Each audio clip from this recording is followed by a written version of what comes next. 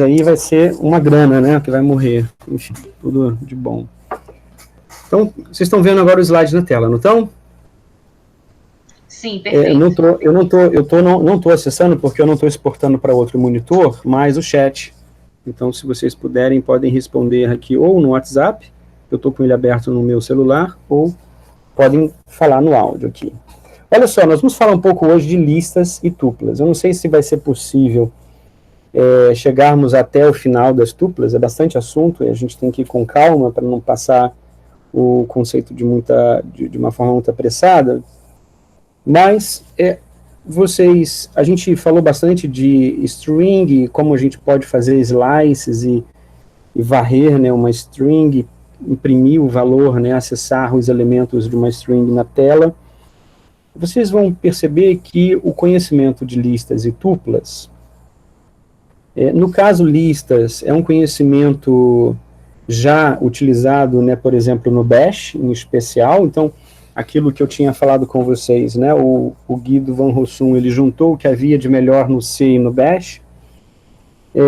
Então, as listas, elas já eram utilizadas no Bash, e ele melhorou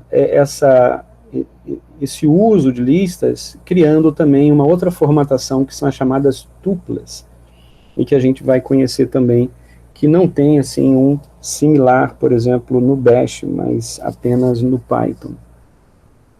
Bom, a primeira coisa que nós precisamos saber sobre listas é que ela é uma coleção, né, de tipos de objetos. Esses objetos, eles podem estar em diferente, na verdade, né, ordem, ou seja, é uma ordem flexível, e nós podemos ter objetos tanto numérico como caractere, né, string, e uma mistura desses tipos de dados. Tá? Então a lista ela vai aceitar, né, diferentes realmente formatações. Em relação à formatação padrão de uma lista, esses valores, esses elementos devem estar entre colchetes, tá? Então, se você escrever no seu terminal lá do IPython, L1 igual, como está aqui escrito, vocês conseguem ver aí direitinho no slide, o zoom está no tamanho ideal, eu preciso aumentar? Me falem. Professor, se puder aumentar só um pouquinho, eu agradeço, mas dá para enxergar, tranquilo. Perfeito, vou aumentar aqui, tranquilo. Dá para aumentar tranquilo aqui. Melhorou? Melhorou. Tá ótimo, tá ótimo. Então vocês podem, eu vou guiando vocês podem trabalhar isso no IPython enquanto eu vou explicando aqui, que eu acho que vai ser um pouco mais rápido, né, nossa aula, se toda hora eu migrar pro IPython aqui, migrar minha tela para fazer junto com vocês, eu acho que está ficando muito lento e a gente está andando um pouco devagar. Eu quero acelerar um pouquinho para a gente poder falar de coisas realmente interessantes e mais práticas. Mas olha só, digitem isso aqui aí no IPython de vocês, ou acompanhem o raciocínio. Aqui eu tenho uma lista de inteiros, tá? Então, são todos valores inteiros. Na lista, ela tem essa representação padrão. Os valores estão sempre separados por vírgula, tá? Então, cada valor aqui desse é um elemento, e esse elemento vai sempre começar com a numeração 0, né? Então, esse aqui vai ser o elemento de número 0, esse aqui é o elemento de número 1, 2, 3 e assim por diante na lista. Okay? Nós podemos ter em uma lista não apenas números, mas a gente pode ter uma lista só de caracteres, de strings, assim como também a gente pode misturar caracteres com valores numéricos. Lembrando que a representação para o caractere, né, deve vir acompanhado do aspas duplas ou aspas simples, lembram? Que é a representação quando você vai declarar um valor do tipo string para o Python. Então, esse caractere na posição 0, tá? Ele tem que vir com essa representação. Aqui, se nós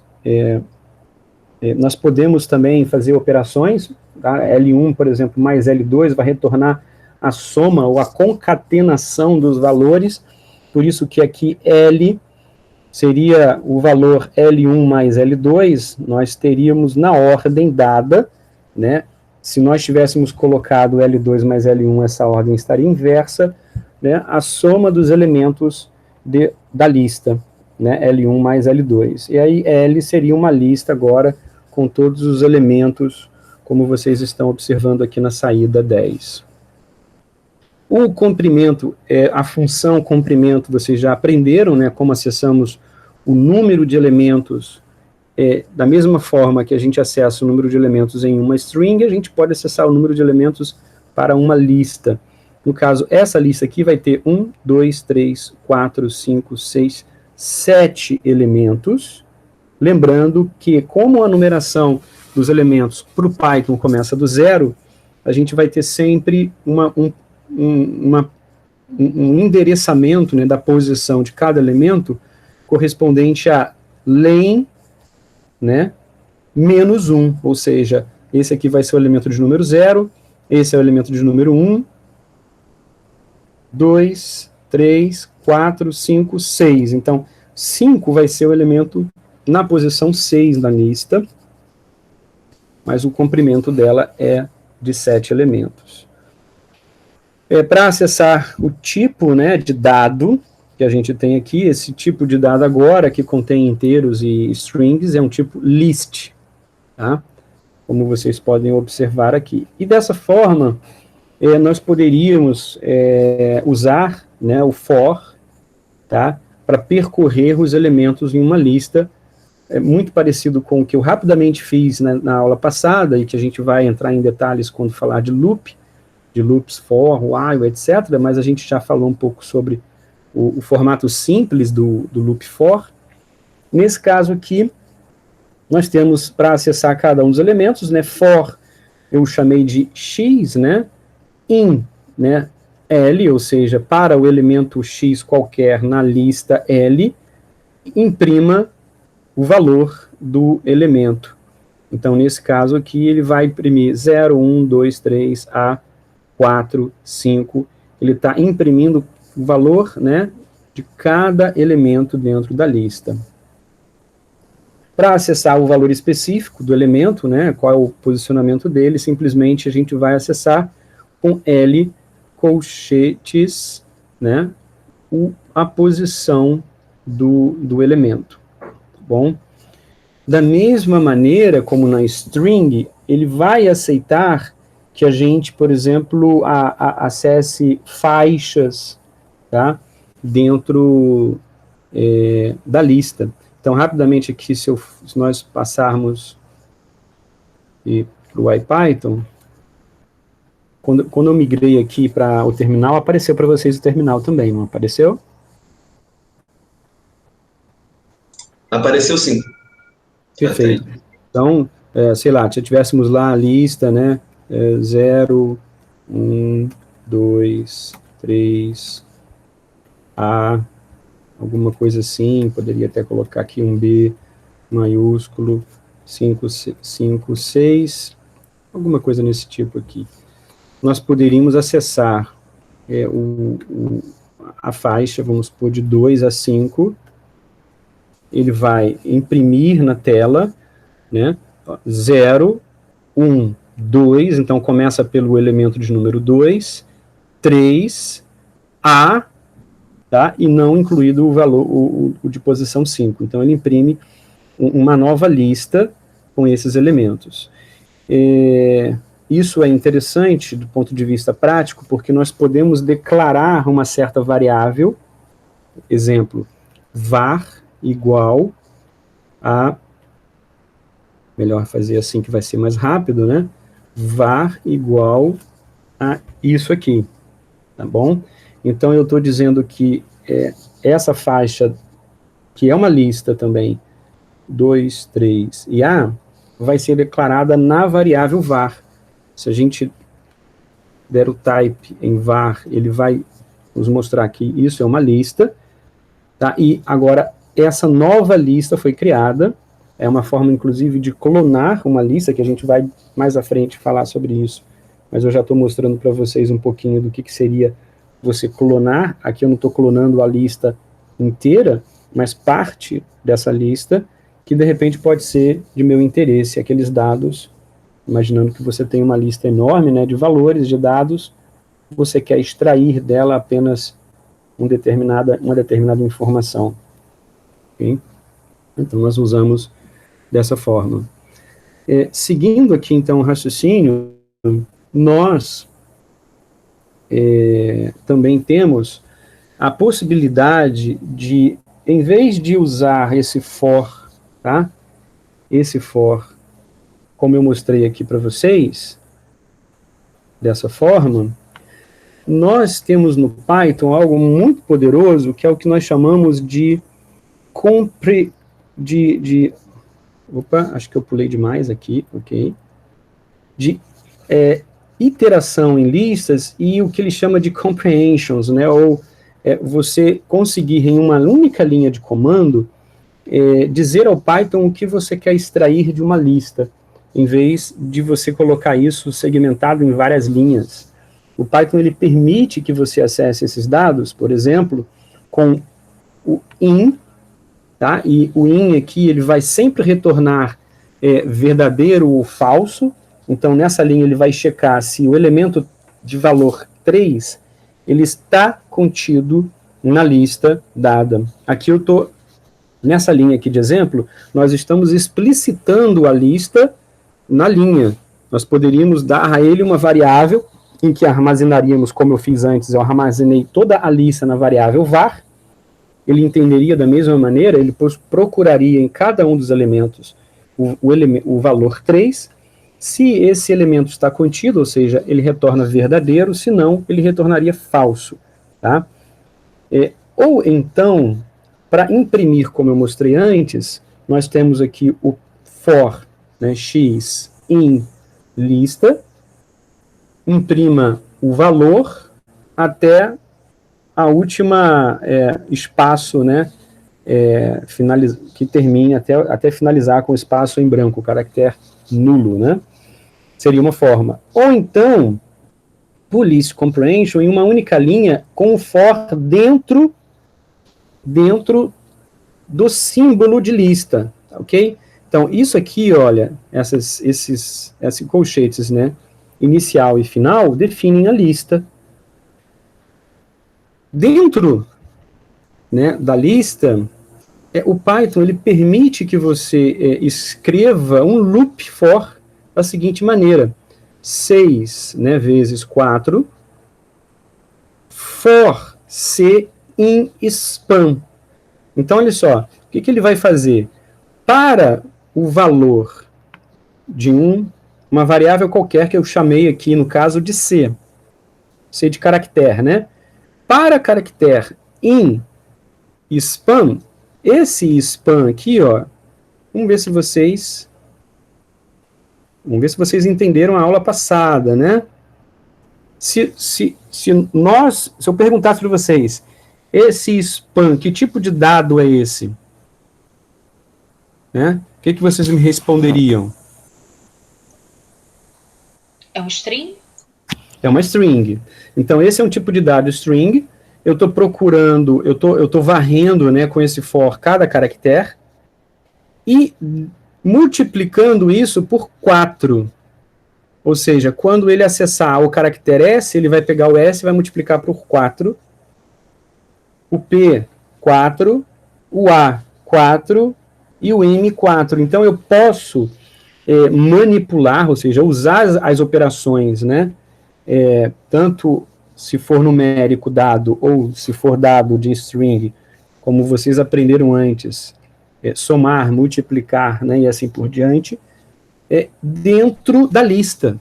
Isso que é o que a gente chama de comprehensions em Python.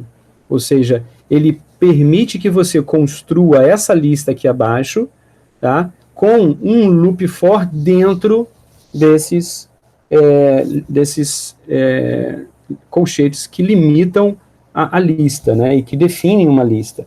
Portanto, esse res, agora aqui, se nós fôssemos perguntar para o Python que tipo de dado é esse, ele dirá para você que isso é um dado do tipo lista, tá? Que foi gerada com essa linha de comprehension aqui em cima. Vocês conseguem fazer ou já fizeram aí na tela, no MyPython para vocês?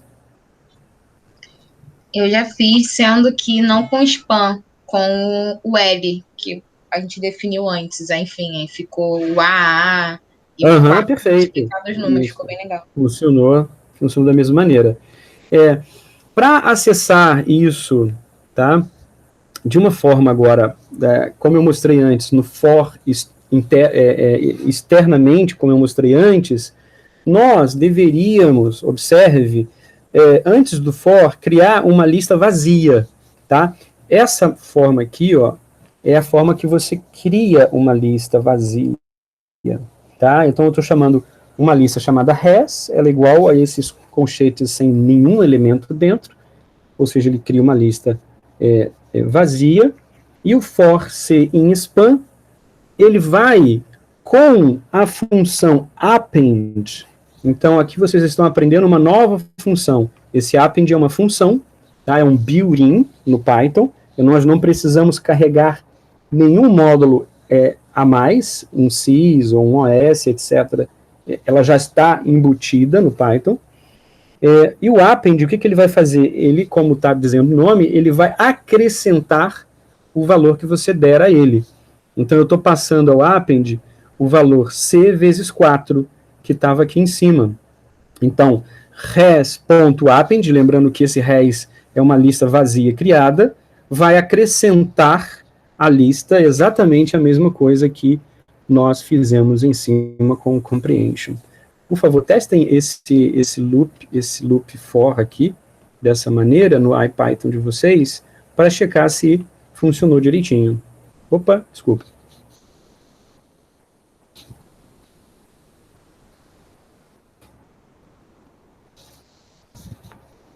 E me falem aqui se conseguiram, se fizeram. Foi direitinho. Legal. Todo mundo fez? Quer dizer, né, todos que podem, né?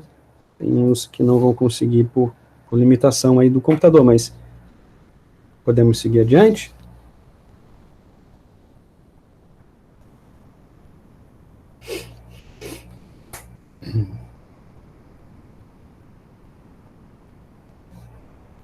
Foi, agora foi. Aqui também foi. Legal.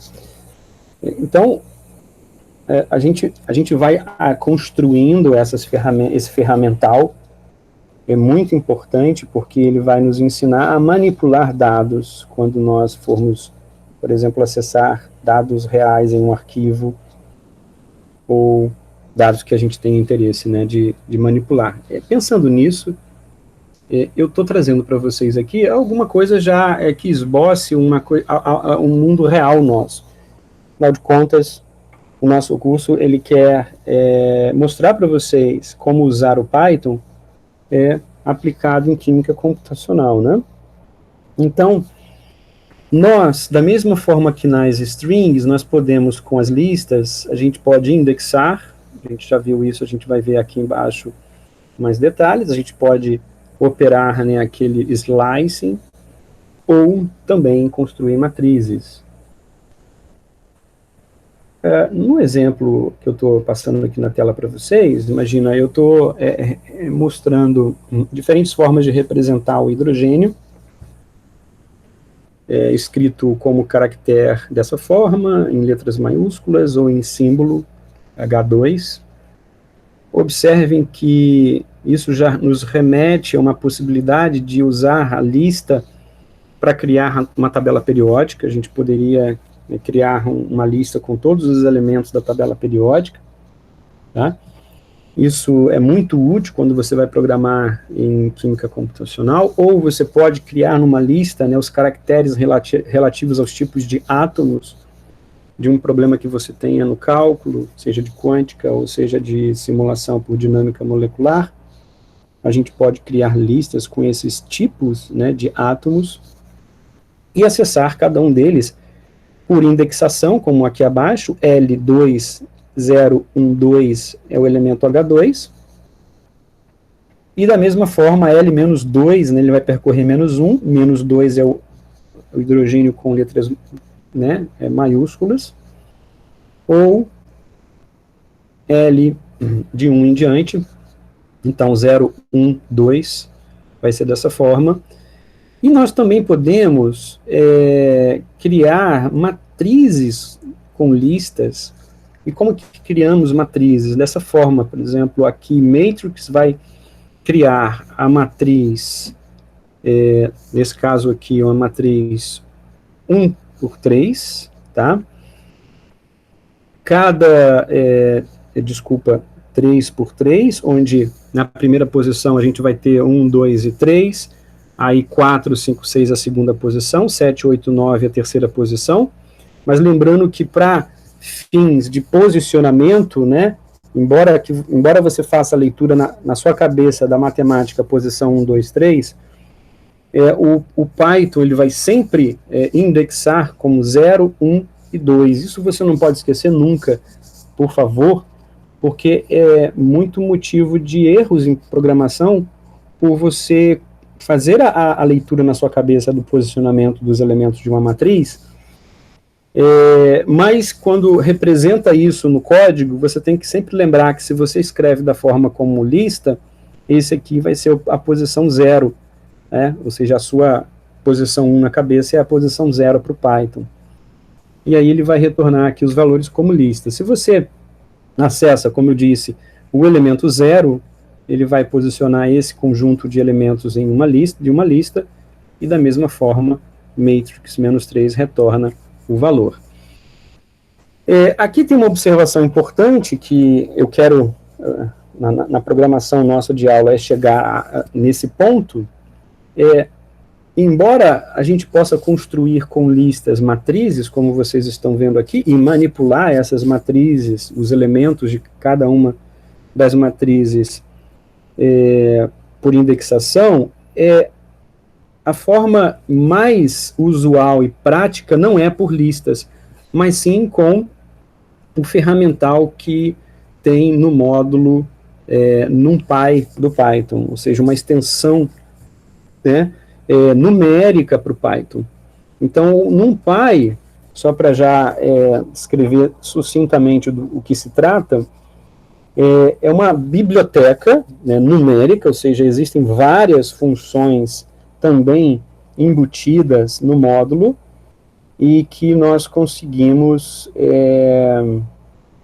manipular de uma forma bem mais eficiente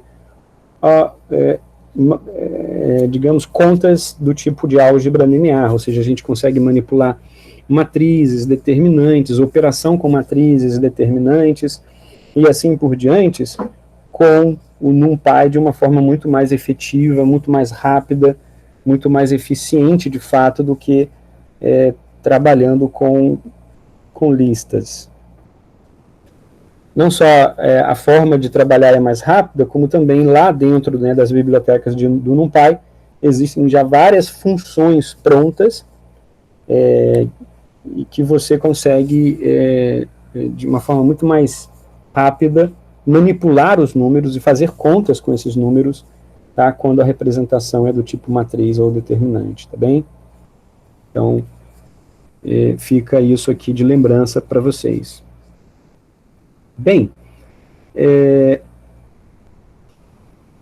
eu gostaria aqui de pular, ok? Esse slide aqui, eu vou dar uma pulada, porque aqui já está falando de tuplas, eu acredito que em algum momento na ordem eu deixei isso aqui, isso vai ficar para depois, eu reorganizo depois, tá? E aí vocês vão entender de uma forma melhor. Então, vamos aqui para o slide de baixo. Ok. Aqui. Então, algumas funções, tá? Pessoal, desculpa aqui,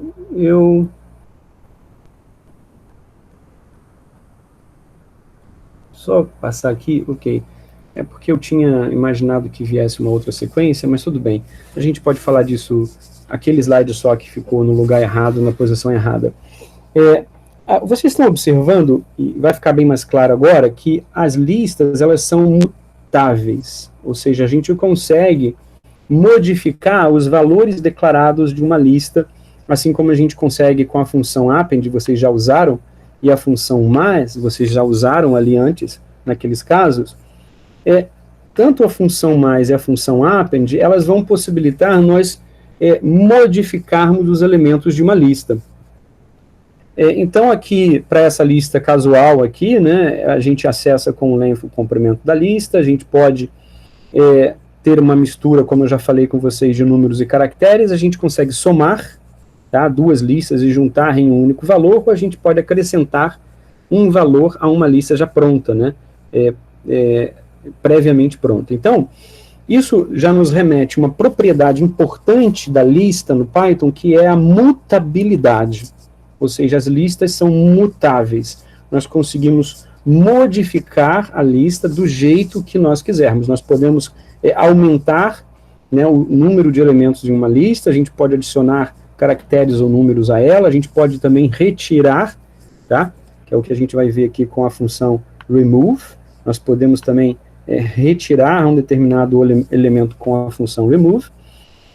Então, portanto, isso caracteriza a lista como um tipo de dado mutável no Python. Aqui, eu quero só destacar com esse erro aqui, foi proposital, que quando vocês acessam, por exemplo, os livros, né, vocês, ou a internet, vocês vão ver que muitas vezes a informação buscada para o print vai poder te dar um erro e entender que, mas, poxa, estava lá naquele livro, estava naquele material, que dependendo da versão do livro que você usou ou do material que você acessou na internet, ele está dando uma resposta para o Python 2. É que no Python 2 aceitava-se o print sem o parênteses. No Python 3, isso não foi mais aceito. Essa regra, ela exige que a gente coloque o valor a ser impresso entre parênteses, sempre. Por isso que esse print A dessa forma vai dar esse erro e ele vai dizer, né, falta o parênteses na chamada do print. E aí ele está dando até a dica. Então, uma coisa muito legal aqui, que está embarcada nessa versão última do IPython, é essa forma de debugar o código que você tem. Isso é muito, muito útil, é mais uma funcionalidade interessante no IPython, porque você colocando aquele trecho do algoritmo, né, que você, por exemplo, escreveu, e que você, ao tentar compilar lá, ao tentar rodar, ele dá um erro, ele não gera o que você gostaria. Quando você faz isso passo a passo no IPython, ele sempre vai debugar te dando o motivo do erro, e em geral, esse debug dele é bem detalhado, né, bem informativo. Bom, isso é muito legal. Então, aqui ele vai aceitar, tá vendo, o print A da forma correta. Seguindo aqui, para nós removermos, a gente vai, por exemplo, aqui definindo A igual a essa lista de 4 elementos, A.remove, o valor, ele vai retirar da lista exatamente aquele elemento com o respectivo valor que você deu, tá? E ele vai ordenar a lista apenas simplesmente retirando a ordem, da ordem aquele valor que você informou para o remove. A função a.remove, vocês podem testar aí depois, ela vai aceitar sempre um valor, tá? Para cada vez que ele vai operar esse remove. Mas também nós podemos trabalhar com faixas, e as faixas a gente trabalharia melhor com a função range, tá? Que também é aceita para você manipular os valores em uma lista. Exemplo aqui, o range 3, ele vai criar, né, uma lista 0, 1, 2, range 10, 0, 1, 2 até o valor 9, tá? Então, a função range, ela cria automaticamente listas numéricas, iniciando-se pelo valor 0, tá? E colocando esses valores em ordem crescente, tá? Mais à frente vocês vão observar que também é possível nós usarmos a função random, já mostrando aqui para vocês que é possível isso, ou seja, a gente pode criar uma lista de números randômicas e de valores ordenados aleatoriamente também. Isso é possível, tá? Range 3, 10, ele agora nos possibilita nós iniciarmos do valor 3 até o valor 10, tá? Range 3, 10, 2, 2 é o passo, então isso aqui é o step.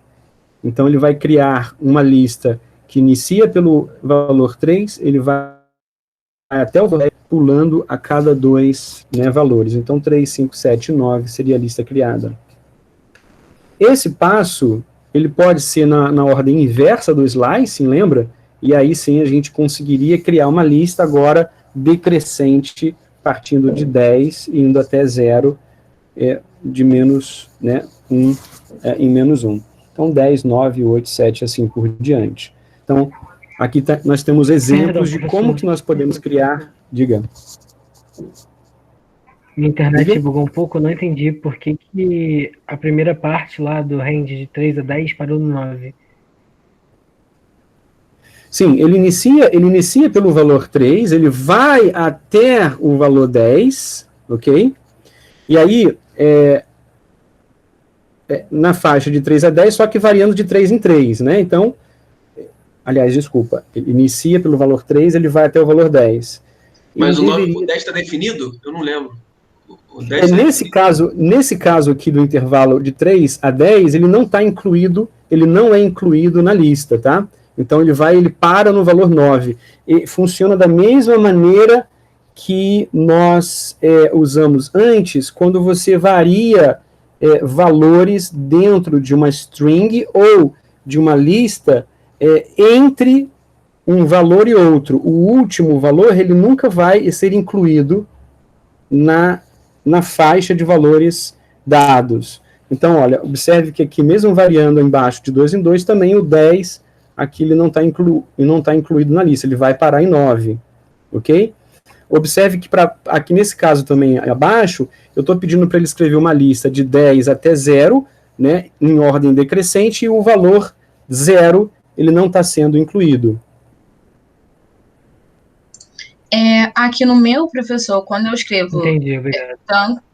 Desculpa, Douglas, eu interrompi. Pode falar.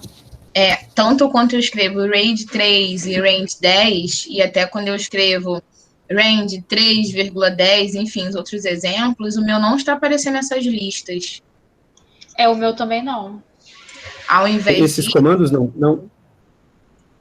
Então, ele escreveu o quê? Então, quando eu dou o range 10, enfim, serve para todos os outros, simplesmente aparece entre parênteses, né, 0,10 só. Tá. E o pessoal está falando aqui no chat, o pessoal está falando que também não está aparecendo a lista. O pessoal está falando aqui no chat. Não está aparecendo a lista. Tá, vamos verificar o que aconteceu, tá bem? Com esse exemplo que eu dei agora. Observem aqui em cima na definição do range, o n nunca está incluído, tá vendo? But not including n. Então, o valor n não está incluído, ok?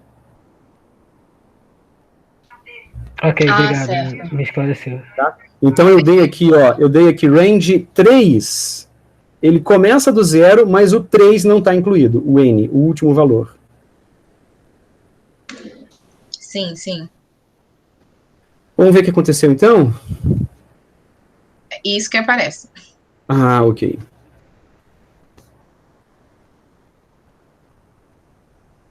E aparece isso quando eu dou range 10 e quando... Até aquelas outros exemplos que o senhor deu ali embaixo. Ups. Acho que faltou um parêntese. Ok, então é isso que está acontecendo com vocês, né?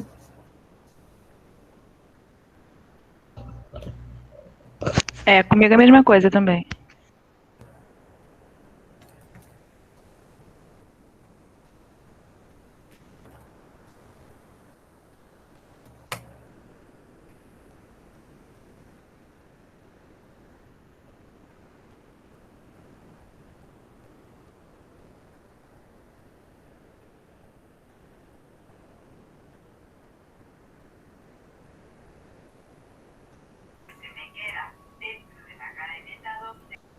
Vocês estão vendo eu mexendo no terminal aqui, não estão? Sim. Sim. Vamos.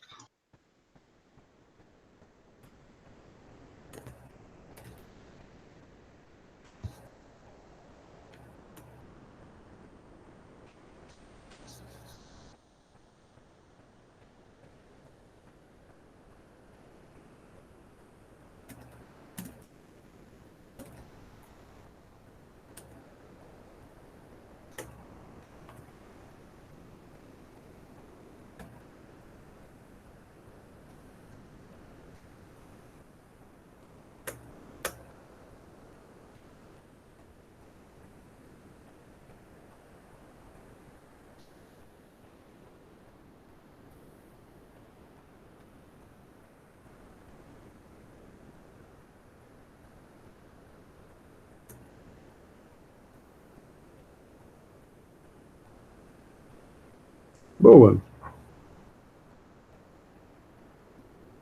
Excelente ter acontecido isso. Com isso a gente vai entender o motivo pelo qual isso aconteceu. Olha só, a minha hipótese, vamos ver aqui, fazer um último teste, a minha hipótese aqui é o seguinte, ele não apareceu pelo seguinte, essa forma de escrever aqui que ele está colocando, na forma de lista entre colchetes, é a forma do Python 2. Ok? Então não tem nada de errado. É apenas a maneira como ele jogou na tela, que está aqui no meu slide, foi a do livro, que é o livro na versão Python 2. E a maneira como vocês estão observando aí na tela, no terminal, é como o Python 3 ele representa essa faixa. Então ele vai representar essa forma aqui, ó, range 03. Ok? Entendi. Mas aí tem alguma forma no Python 3 de formar uma lista? Que nem estava mostrando ali no Python 2? Então lista, range 3. Ok? Aí se você agora der type lista, ele vai dizer que isso aqui é um range. Ou seja, essa lista está como range, não lista, né? Então tá. Então vocês façam isso aqui, ó, lista igual a list range 3. Type lista, agora é list. Ok? Façam isso que eu fiz aí.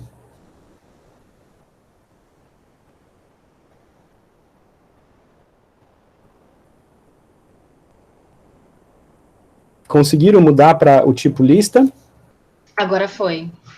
Foi. Agora escreva lista na tela. Perfeito. Foi? Foi. Então, essa é a maneira como deve ser no Python 3, e aquela que estava lá no slide seria do Python 2.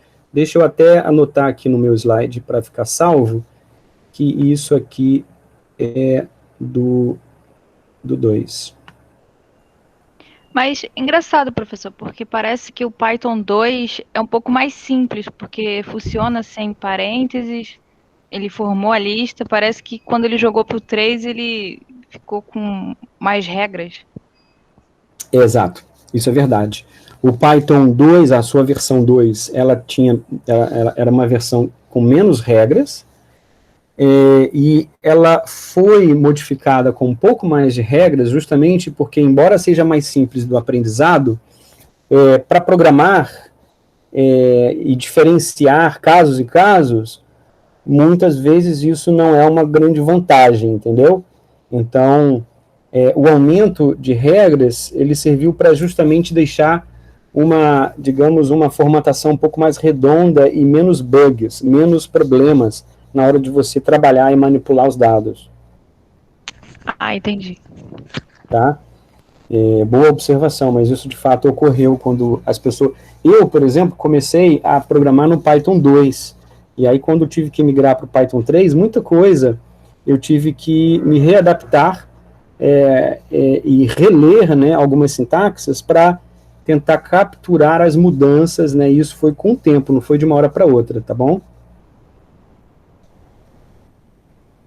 tudo bem. Professor, Inclusive, deixa eu até falar um negócio para vocês, porque o ano de 2019, antes da pandemia, né, foi o ano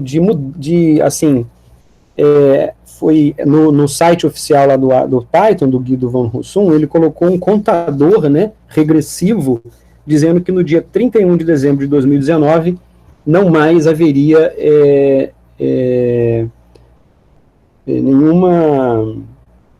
nenhum suporte, né, nenhum mais documento, nenhuma forma de atualização do Python 2 e que as pessoas deveriam todas migrar para o Python 3.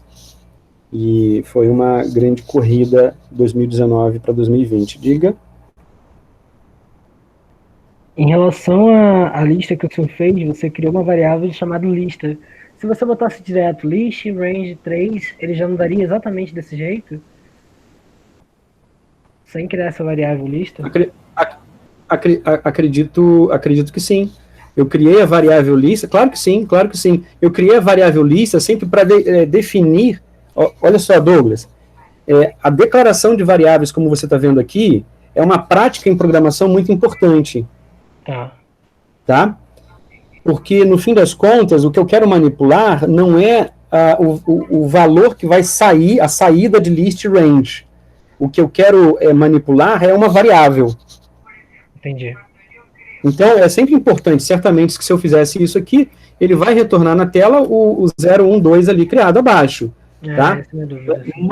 Mas eu quero jogar esses valores, ou essa lista criada, para uma variável. Uhum. Tá? Porque o que eu quero manipular no meu algoritmo é uma variável, no fim das contas. Tá? Observe que isso enxuga um pouco o código e deixa as coisas mais claras. E lógico que dando um nome da variável de forma correta, né? Um nome que represente aquilo que você quer manipular. É uma boa prática de programação, a gente falou isso na aula passada, né? Então, aqui está resolvido, né, pessoal? Todos entenderam, né? Resolvido essa questão. O append eu já tinha mostrado aqui para vocês, né? Aqui o destaque é que, justamente com isso, faz, né, com que toda a lista seja mutável. Nós podemos modificar essa lista sempre, quando quisermos. Okay? E aqui nós vamos entrar numa outra função de manipular listas extremamente poderosa,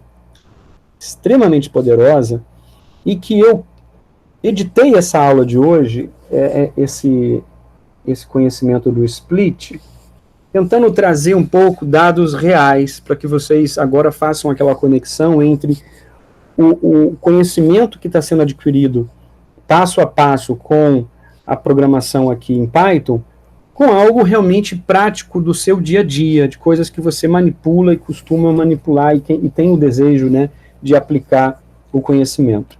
Então, eu estou trazendo primeiro aqui um exemplo simples, só para vocês entenderem um conceito do split. O split, a função split, tá, é um built-in também do Python, não é preciso carregar nenhum outro módulo a mais, né, como extensão. Eu estou definindo, vocês podem definir o e-mail de vocês, não precisa ser o meu e-mail ou qualquer outro dado que tenha um padrão. Então, observem, aqui esse arroba é um padrão no e-mail, né? Todo e-mail tem esse arroba. Eu estou declarando essa string para a variável endereço. Então, nós vamos aplicar a função split primeiro para um caractere, uma string, e depois a gente vai ver que isso vai ser útil também para listas. Okay? Então, observem aqui que o dado é tipo string. Se você digitar exatamente como eu fiz aqui, tá? O name, de username, vírgula, domain, igual addr ponto, e dá um tab, ele vai autocompletar, e eu fiz de propósito e coloquei no slide, para mostrar a vocês que ele sempre vai mostrar para vocês, quando você dá o tab, todas as funções built-ins disponíveis para o objeto em questão aqui, que é a manipulação dos dados daquela string que nós vimos ali em cima. Enfim, tem vários aqui, vocês vão ver, lower, max, readjust, reindex, blá blá blá, título, upper, mas o que eu quero destacar para vocês é o split, né? Esse que eu quero destacar aqui para vocês, que está na tela.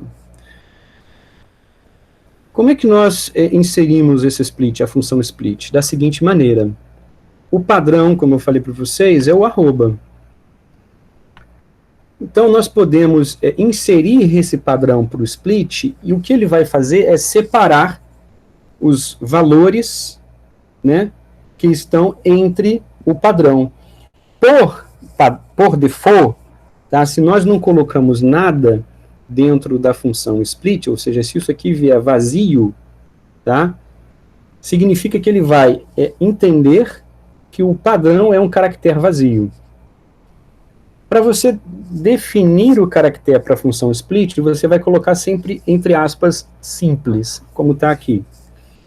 Então, o que essa linha está pegando? Ela está dividindo esse dado entre o valor LTCosta e o valor id.uf.br. E está jogando o primeiro elemento para a primeira variável, o name, e o segundo para a variável domain. Então, se vocês derem na linha de comando aí, print o name, ele vai colocar o valor LTCosta, e print domain, o valor id.uf.br. Conseguiram fazer isso? Sim, consegui. Perfeito. Observe que cada uma desses valores, tanto o name quanto o domain, são variáveis, dados tipo string. Bom? Ora, isso tem uma utilidade muito grande. Agora vamos trazer uma aplicação para manipulação de dados que saem de arquivos, né? Então eu estou trazendo aqui um padrão de linha que pode ser encontrado em muitos programas de quântica. Exemplo, Gibbs Free Energy é um tipo de dado que sai de um cálculo de frequência. Caio, você está aqui na aula, não está? Não sei se o Caio está. Eu chamei o Caio porque o Caio ele da área experimental, ele não está acostumado com esses arquivos. Quem faz dinâmica e nunca fez quântica, não sei se vai ter já acessado esse tipo de dado. Mas aqui quem já fez cálculos quânticos vai perceber que existem padrões nos arquivos de quântica, assim como existem padrões nos arquivos de dinâmica, assim como existem padrões em muitos arquivos que vocês manipulam. Então, essa linha aqui, ó, Gibbs Free Energy, menos 100.30 IV, tá? Digamos que seja uma linha em um dos arquivos em que você quer, ou nós queiramos, extrair esse valor aqui, o valor numérico. Então, nós temos um valor numérico entre valores do tipo string. Isso, tá? Para o Python, tudo é um valor do tipo string, ok? Se nós chamarmos a parte aqui, no caso, do lado esquerdo de string e da parte direita o valor da energia, nós podemos usar o split dizendo que o padrão é o padrão dois pontos, é o que separa um campo do outro, tá? Então você vai ter aqui tudo Gibbs Free Energy como agora armazenado na variável str Gibbs, e energy value vai armazenar isso aqui, mas ainda tem o EV, ou seja, significa o seguinte, que se nós queremos manipular esse dado de saída como um valor numérico, esse EV aqui, ele vai nos causar problema. Então, a gente precisaria manipular esse energy value na sequência. Então, a forma acima ela vai auxiliar na organização dos dados, extraídos para um banco de dados, por exemplo, ou num arquivo de saída que será processado. Mas se queremos usar só o valor da energia, o tipo float, tá? Nós precisamos retirar aquele EV. Vocês conseguiram fazer isso aqui?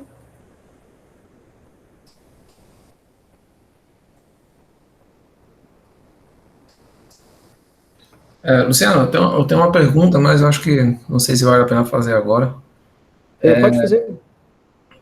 Num arquivo tipo esse que você falou agora, de um output de uma simulação, bem, tem várias linhas com várias coisas lá, né? Uhum. E no Bash, por exemplo, a gente pode selecionar uma linha específica que tem esses caracteres aí, Gibbs Free Energy, por exemplo. Uhum. Aí ele iria printar na tela exatamente essa linha aí, que você botou aí, 100.30 e tal. Como é que eu conseguiria fazer isso no Python? Tem como eu, por exemplo... Como é que eu conseguiria fazer isso no Python? Pegar um arquivo desse, ler linha por linha, igual o grep faz, por exemplo. Exato. No Python, é um tema da aula mais para frente, que eu vou mostrar para vocês, justamente manipulando um arquivo desse. O Python ele vai sempre ler linha por linha em um arquivo padrão. Então, de entrada, ele tem uma função que lê o arquivo linha por linha. Então, ele vai percorrer cada linha dessa no arquivo, e cada linha lida vai ser sempre um dado do tipo string.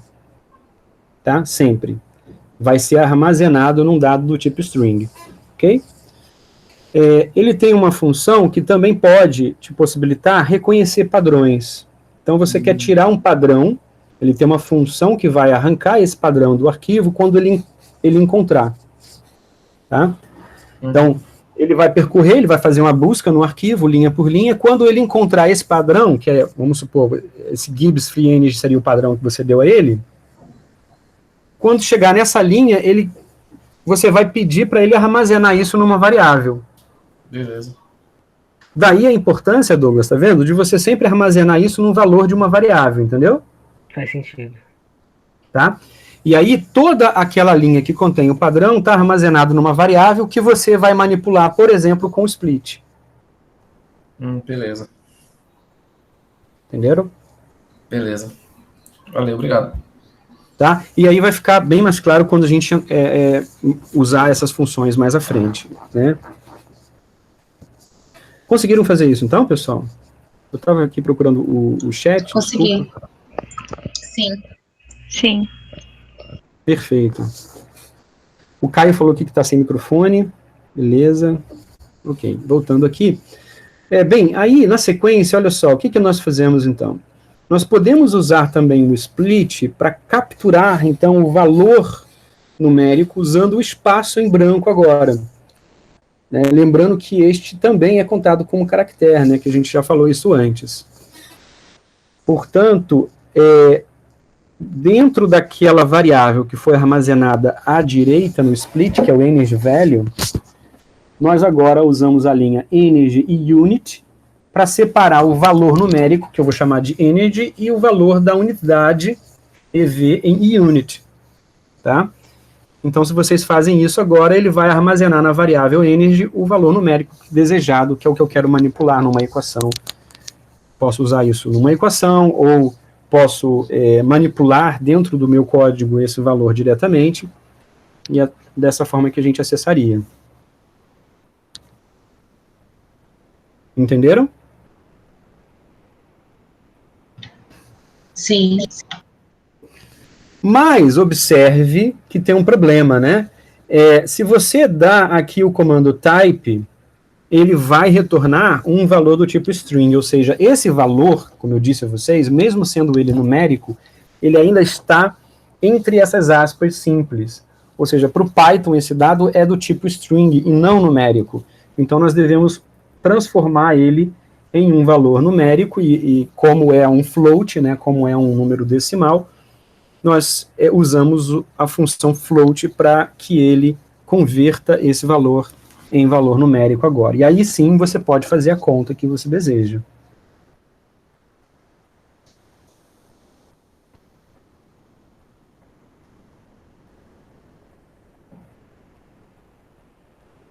Entenderam?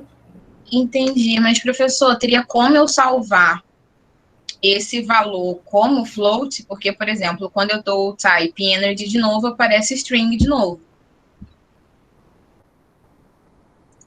Você teria que armazenar isso numa variável. Ah, tá. Exemplo, você pode chamar de uma variável mais detalhada, igual a float de energy. Aí ele armazenou numa variável, e essa variável agora vai ser do tipo float. Entendi, perfeito. Eu tinha esquecido disso. O que float sobre energy está fazendo é modificando esse valor de string para numérico, mas não mudando o tipo de dado de energy. Entenderam? Ok? Entendeu, Karine? Perfeito. Opa, sim. É que eu saí aqui do navegador para testar. Tá. Todo mundo testou e conseguiu fazer? Sim, deu certo. Outra forma agora de nós fazermos o que fizemos com o método split agora numa linha, né? Em um arquivo, como inclusive o Marcelo trouxe a questão da pergunta dele, que é bem interessante, dessa forma aqui, ou seja, nós queremos agora transformar isso numa lista. E isso também é possível. Até então eu mostrei para vocês o split atuando sobre aqueles caracteres que foram tirados de um arquivo, mas para o Python tudo ali ainda é string. É um dado do tipo string. Se, da mesma forma agora, nós chamarmos esse Gibbs value, né, e dermos um split sobre todos os valores, agora sem o padrão dos pontos, mas com o espaço, ele vai pegar cada um desses caracteres e vai criar, tá, um tipo de dado que é exatamente uma lista, onde na ordem da esquerda para a direita, os dados serão guardados nos elementos posicionais da lista.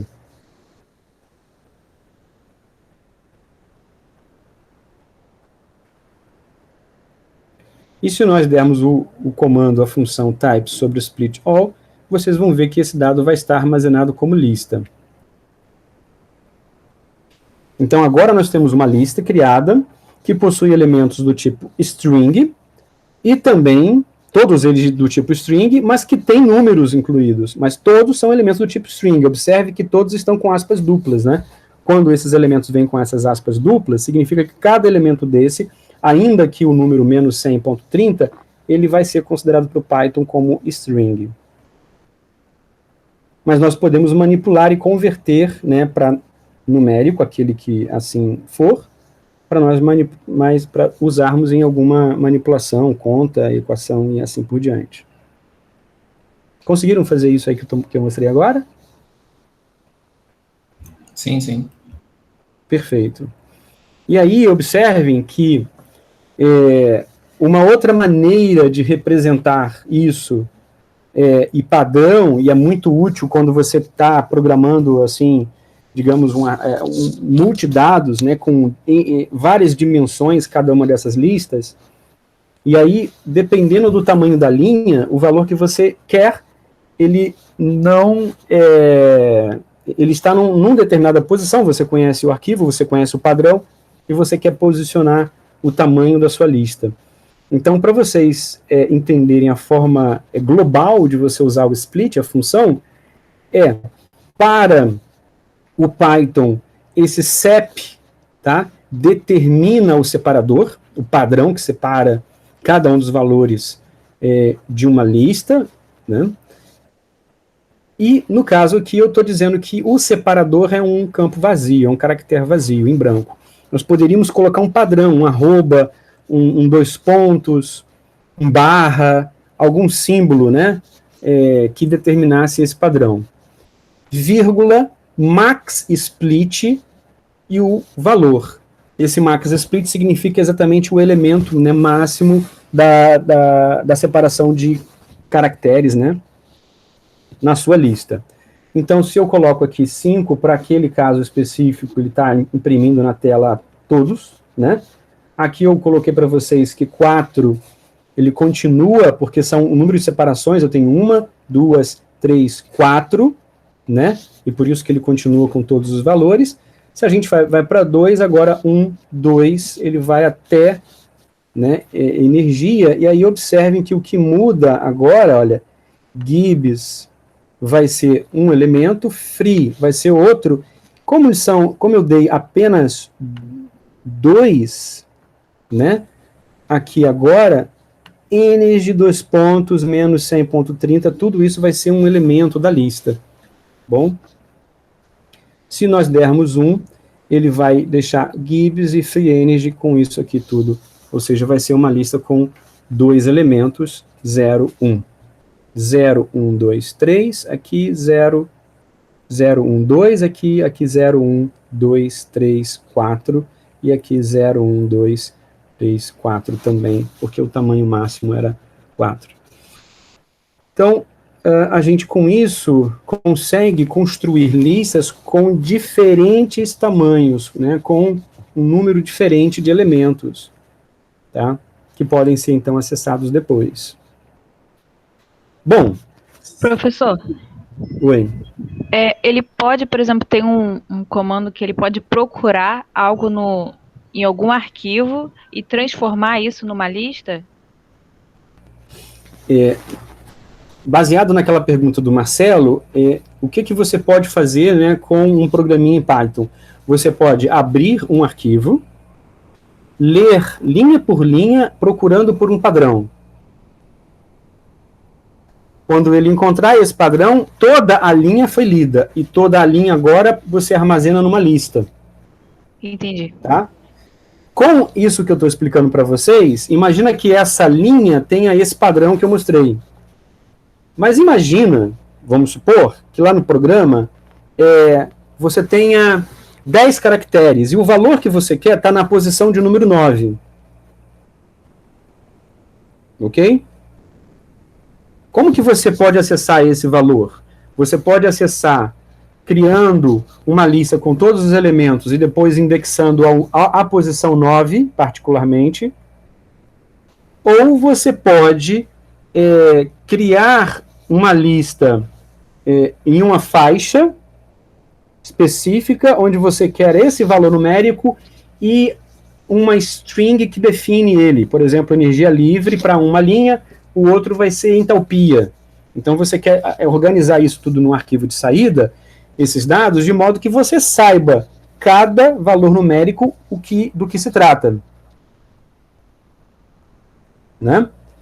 Imagina num cálculo de frequência, você tem lá entropia, energia de Gibbs, entalpia. Você quer tirar todos e organizar tudo isso num arquivo. Se você retirar só os números, não vai ser tão interessante, porque como é que você vai saber depois no arquivo de saída o que significa cada número desse? Então é importante que você organize isso de maneira tal que você tenha o que significa aquele número numa coluna. Então você vai extrair entalpia, energia de Gibbs, entropia. E numa segunda coluna, os respectivos valores. E você pode colocar até numa terceira coluna a unidade, porque a unidade é importante para quem vai ler o arquivo depois. Né? Exemplo. E aí você tem um arquivo de saída agora todo organizado, que você pode fazer um programinha que vai agora manipular esses arquivos numa equação. Você pode calcular jogar isso numa equação, você pode manipular isso, entendeu? Entendi. Tá? Então, assim, existem aqui várias possibilidades, várias utilidades. Você pode trabalhar com for também, né? Dentro dessa lista. Aqui, o for substring in Gibbs value, como eu estou colocando, ele vai extrair para substring todos os caracteres, todos, quando eu não coloco nenhum padrão, como eu estou colocando aqui. Então eu estou colocando simplesmente substring.split, impedindo para ele imprimir esses elementos. Neste caso aqui específico, observem, ele vai imprimir na tela todos os caracteres daquela substring, com esse for. Mas eu gostaria que ele separasse, e aí o padrão da lista agora é esse caractere aqui, vírgula. Então, observe que numa lista, o caractere vírgula, ele separa os elementos da lista. Então, nós podemos, tá, incluir o separador, né, o padrão, como está aqui, no split, e pedir num for que ele imprima cada um desses elementos. Então, observe que aqui agora a gente começa a organizar os dados da lista, né? Aproveitando a pergunta da Karine, a gente poderia ter o caso aqui de uma linha ter a energia de Gibbs, a outra linha ter a entalpia, a outra ter a entropia, e dessa forma nós poderíamos, né, exatamente organizar esses dados, retirando exatamente da lista o elemento que a gente deseja que se correlacione com o dado numérico. Entenderam o que eu expliquei? Sim. Bom, o que é importante aqui, olha, para vocês entenderem, olha como fica tudo mais condensado quando nós trabalhamos agora com a transformação, né, dessa linha, que eram cada tipo de dados string, em uma lista, e aí fica tudo muito mais fácil de você trabalhar e manipular. Então, observem que a lista, ela traz um poder na programação em Python enorme, para que você possa manipular dados numéricos e dados tipo caractere de uma forma muito mais ágil e rápida e com menos linhas, né? Vocês observaram antes no exemplo que manipulando esse dado como string, nós temos que fazer slices e converter isso para número passo a passo, declarando variáveis. Fazendo diretamente como lista, isso tudo está armazenado agora numa variável que eu chamei aqui de split all, tá? E aí, esse tipo de dado é lista, e como eu tenho uma lista criada, com os slices na lista, a gente consegue, pelos padrões, a gente consegue acessar cada um deles de uma forma muito mais rápida e eficiente. Ok? Ok. Perfeito. Também é possível juntar, né, juntar elementos com o comando join, como está aqui, ou seja, o split separa e o join junta, tá? Então eu posso juntar, né, reconstruir os elementos de uma lista com a função .join, tá? Que vai fazer o inverso do split. Bem, isso vocês podem testar depois. Outras operações com lista são as funções do tipo sort, tá? Ou sorted, e a função do tipo reverse, tá? E muitas outras que eu gostaria que vocês acessassem aqui, tá? Nesse link. Isso fica como uma atividade pós-aula, de vocês acessarem esse tutorialzinho com estruturas de dados para o Python, é lá no site oficial, né, do Python, ok? E é do Python 3, né, versão correta, que a gente está usando, com cada uma dessas funções. Então, nós temos aqui já, aprendemos, né, a função append, nós aprendemos a função remove, a função range, a função split, a função aqui sort e reverse, que vai nos ser dada aqui abaixo. Então, a função sorted retorna uma lista, né, digamos, com elementos em ordem não dada, né, mas, observem, ela does not mutate L, ou seja, ela não vai possibilitar a alteração, né, a modificação da lista L. Por exemplo, quando a gente escreve a função do tipo L.sort dessa forma, ela vai modificar L, ou seja, 9603, L.sort vai reorganizar, né, as posições dos elementos na lista. Então, 0, 3, 6, 9, e essa reorganização é uma reorganização aleatória, né, randômica, ok? A função .reverse, ela vai simplesmente inverter, né, a ordem da sua lista. Então, esse aqui está sendo aplicado sobre essa anterior, e está sendo escrita uma lista em ordem inversa, né, ou reversa. Ou seja, ele reorganiza a lista, digamos, na ordem inversa. Ok?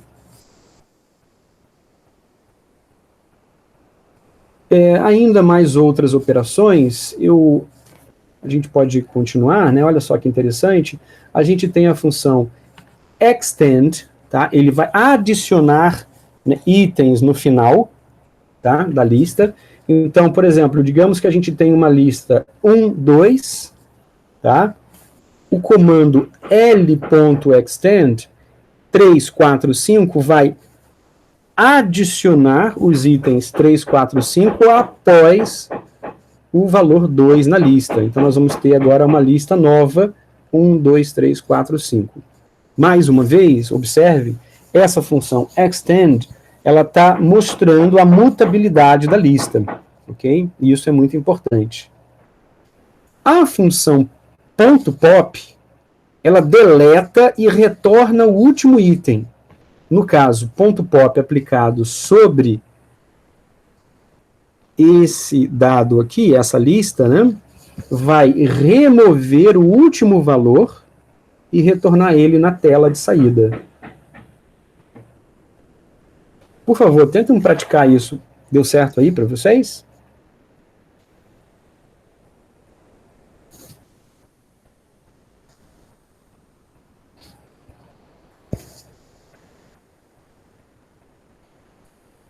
Só dá um ok aqui no áudio, que eu estou sem o chat, não estou vendo. Um instantinho, professor. Perfeito. E o reverse a gente já tinha visto ali antes, né? Ele vai fazer a impressão da lista em ordem inversa, tá? O que mais nós temos em relação às funções que a gente ainda não viu? A função index, tá? Retorna a posição do elemento dado. Então, imagina que a lista span eggs run, tá? L-index, entre aspas, eggs, que é o valor, né, que está presente na lista, retorna a posição dele. Então, aqui é o 0, aqui é a posição 1. Ele retorna a posição 1 para vocês. Ok?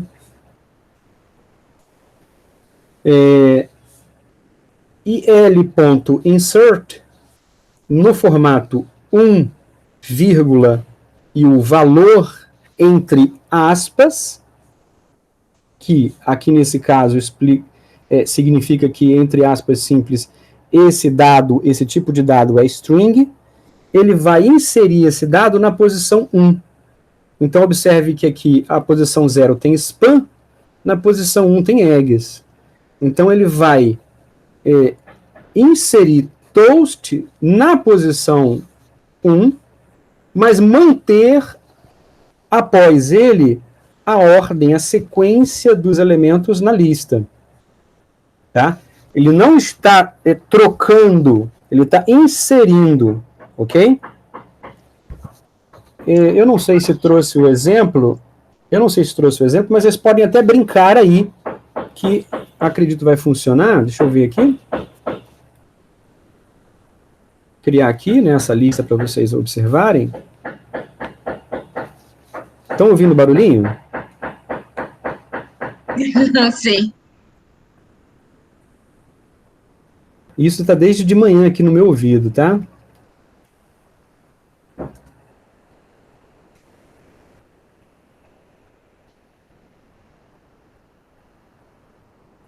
Então, isso aqui, e aí a gente pode ver.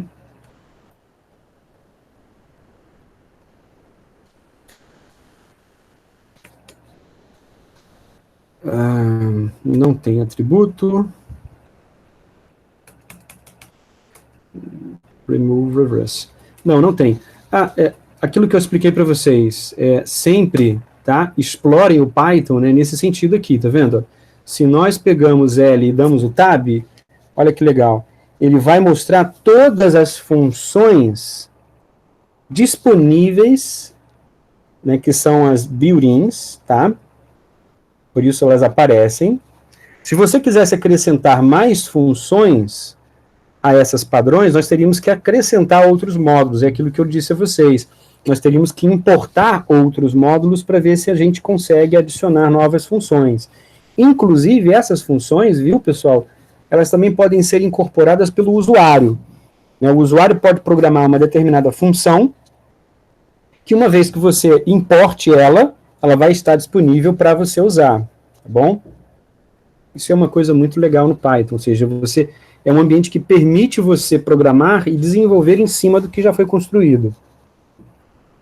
Das funções aqui, a gente já viu o append, o clear. Legal, vamos fazer o clear. Clear. Ok. O que vocês acham que vai acontecer? Vai apagar todos os elementos da lista. Então, L.clear, ele simplesmente vai deletar, né, ele vai sumir com todos os elementos. Vai tornar a lista vazia. Estão vendo eu escrever aqui no terminal, então? Sim.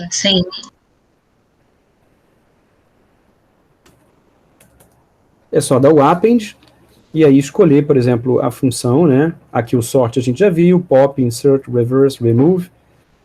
Copiar. Copiar a gente não viu. O copiar significa o seguinte, imagine que a gente queira agora copiar a função list para uma outra lista, que a gente vou chamar aqui de L2. É o que eu falei com vocês de clonar, né? O L.copy permite a gente clonar a lista. Então, se nós digitarmos aqui L2, ele vai imprimir na tela exatamente a lista L. Aí você pergunta, qual é a utilidade de você fazer isso?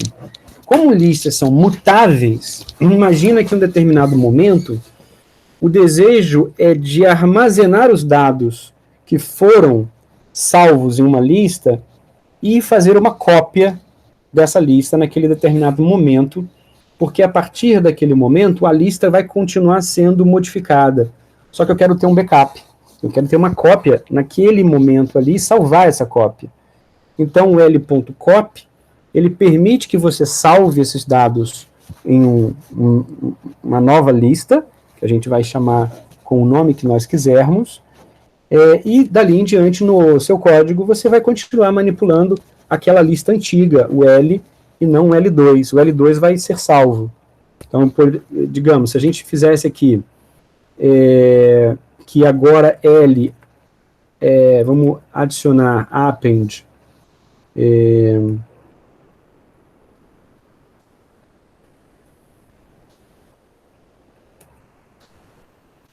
o toast. Então, se a gente digitar L, o toast foi adicionado, né, como um elemento. Estão vendo aqui, não estão? Sim. Tá? Mas L2 continua sendo o valor salvo anteriormente. Não foi adicionado toast em L2.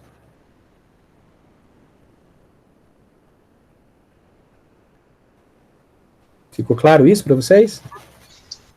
Ficou sim, professor. Sim. Bastante coisa, não foi? Ou bastante. Bom, baseado nisso, pessoal, eu vou parar por aqui, porque realmente eu falei muita coisa, foram várias funções, a gente viu praticamente todas aqui que manipulam listas. Não vou correr, vou devagar, e vou deixar uma atividade de leitura e de exercício para vocês lá no Classroom e compartilho depois no WhatsApp, tá bem? Tá certo. Professor, diga. você tinha falado antes como salvar isso que a gente faz Só que eu me perdi nesse processo. Você poderia mostrar como você salva todo... Olha, a forma mais fácil é você digitar history. Então, se você digitar history com o sinalzinho, você tem que você armazenaria numa variável. Então, você teria que dar um nome de um arquivo. Mas se você digitar history direto na tela, ele imprime na tela tudo. Eu acho mais fácil assim. Entendi. Aí, para eu acessar isso de novo, ele já vai direto ou não? Eu tenho que... Não, então, aí, olha só, eu acho mais fácil assim, porque é simplesmente copiar e colar. Tá? Se você não quiser fazer dessa forma, a outra forma é você salvar num arquivo. E aí você vai dar um nome a esse arquivo, por exemplo, file name.txt igual a history, isso aqui. Se eu faço dessa maneira, eu tenho que dizer o caminho. History não foi definido.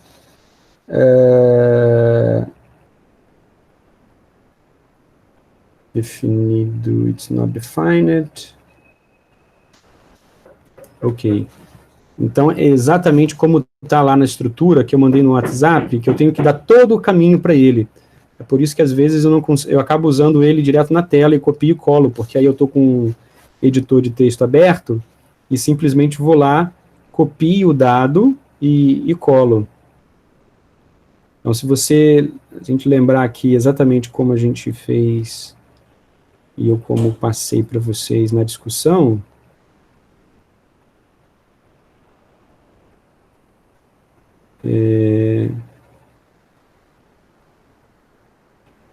quem consegue lembrar isso?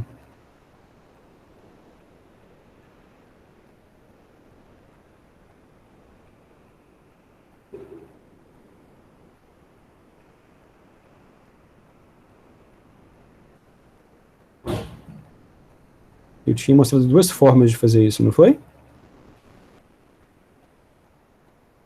Eu lembro, mas eu não estou tentando me lembrar como é o menos F. Então vai ficar assim, olha, vai ficar... menos F, né? History, menos F, o menos F é de arquivo, aí você tem que colocar o caminho, /Luciano, /home Luciano, file name, .txt. Agora sim ele vai salvar em TXT. Pronto. Para ver isso aqui no meu terminal, Ctrl D, ok. Estão vendo meu terminal ainda, não estão? Sim. Aí, ó, filename.txt, ele salvou isso nesse arquivo. Pronto, lá. Ok?